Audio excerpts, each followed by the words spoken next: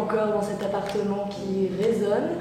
J'emménage demain, donc il y aura des meubles et ça va arrêter de résonner, je vous le promets. Je suis en face de ma fenêtre, il y a du bruit, mais on s'en fiche parce qu'aujourd'hui, je reviens pour vous faire la 3e vidéo de ma série Back to School. Alors non, ce n'est pas un do-it-yourself pour customiser ses affaires de classe.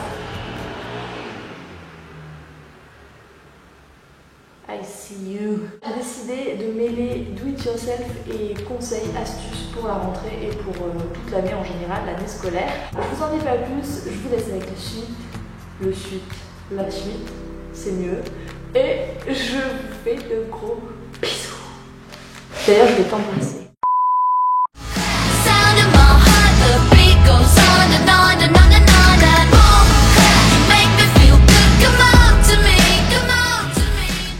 En premier, je vais vous donner ma meilleure astuce pour apprendre les définitions ou les formules difficiles, les trucs qu'on n'arrive pas à retenir et qui sont pourtant hyper importants.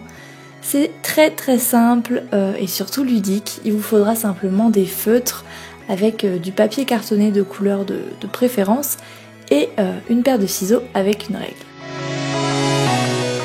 Je viens définir la taille des petites cartes et j'en découpe de toutes les couleurs pour ensuite les différencier puisque une couleur est égale à une matière.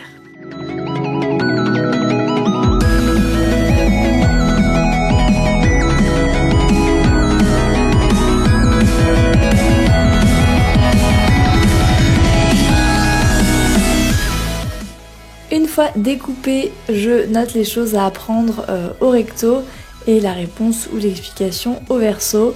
Ne faites pas attention à ce que j'écris parce que clairement, Première Guerre mondiale, 1914, c'est pas super précis, on est d'accord.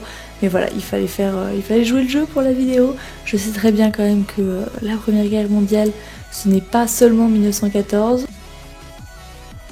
Vous pouvez faire la même chose pour les définitions de français. Je sais que les figures de style, c'est tellement une tannée pour les apprendre que ces petites cartes moi-même m'ont juste sauvé la vie parce que quand vous êtes dans le bus, vous les révisez hyper facilement et c'est beaucoup plus ludique qu'un cahier de cours ou qu'un dictionnaire.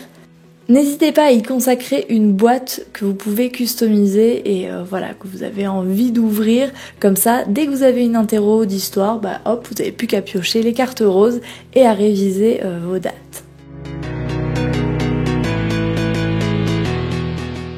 Avec le deuxième, on va se servir d'un vieux répertoire pour en faire un super cahier de vocabulaire.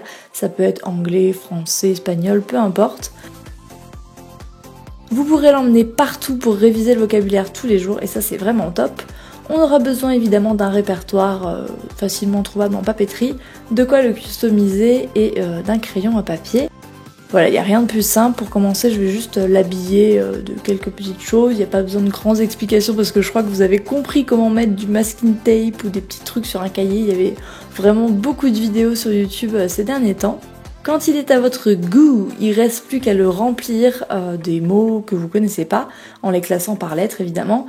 Et le mieux c'est de le faire au crayon, pas comme moi qui suis en train de le faire au stylo, mais j'avais pas de crayon sous la main. Et comme ça, dès que vous le connaissez, vous l'effacez de votre carnet et ça veut dire que vous avez réussi. Moi j'ai vraiment décidé de le personnaliser parce que je trouve qu'il faisait un peu vieux cahier de grand-mère. Un petit bout de scotch rose et le tour est joué.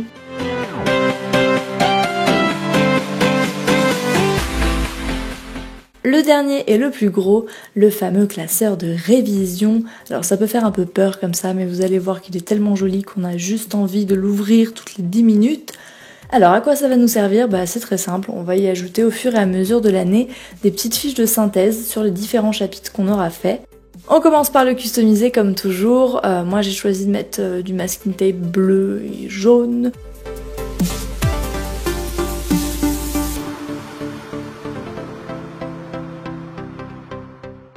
Avec un petit nuage rose, mais vous mettez évidemment ce que vous voulez. Je vous avoue que la colle UU ne colle pas du tout sur le carton, c'est pour ça que j'ai rajouté 2 petits scotch roses. Et je viens marquer révision parce que au moins vous pouvez le différencier de vos autres classeurs. On prend nos petites fiches et on commence à les perforer pour pouvoir les mettre dans le classeur. Ça, c'est des petites fiches qui se retrouvent partout en grande surface, il n'y a pas de souci. Je fais la même chose avec de grandes feuilles A4 en carton, elles sont hyper jolies et ça fait des intercalaires hyper originaux, hyper cool, tout est hyper de toute façon. Une fois qu'on a fait ça, on vient les découper en fait de façon à faire un intercalaire maison. C'est pas sorcier en fait, il suffit de découper une bande au bord de façon à ce qu'il reste juste un petit rectangle, voilà comme je suis en train de vous montrer, et vous le décalez de 3 cm à chaque feuille et voilà, tadam, un joli classeur qui donne bien envie où vous pouvez ranger le nécessaire pour réviser.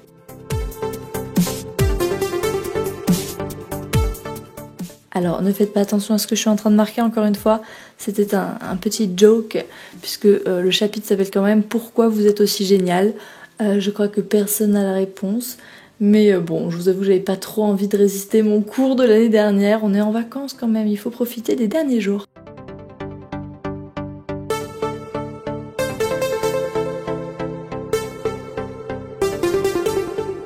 Voilà notre petit classeur bien rangé, bien joli, et ça quand vous en avez plein, eh bien je peux vous dire qu'à la fin du trimestre, quand vous avez un gros contrôle, c'est hyper pratique, donc gardez-le précieusement.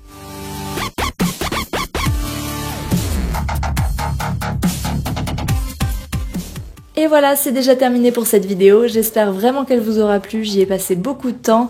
Dites-moi vous quelles sont vos petites astuces pour la rentrée, et puis moi je vous retrouve très bientôt. Bye!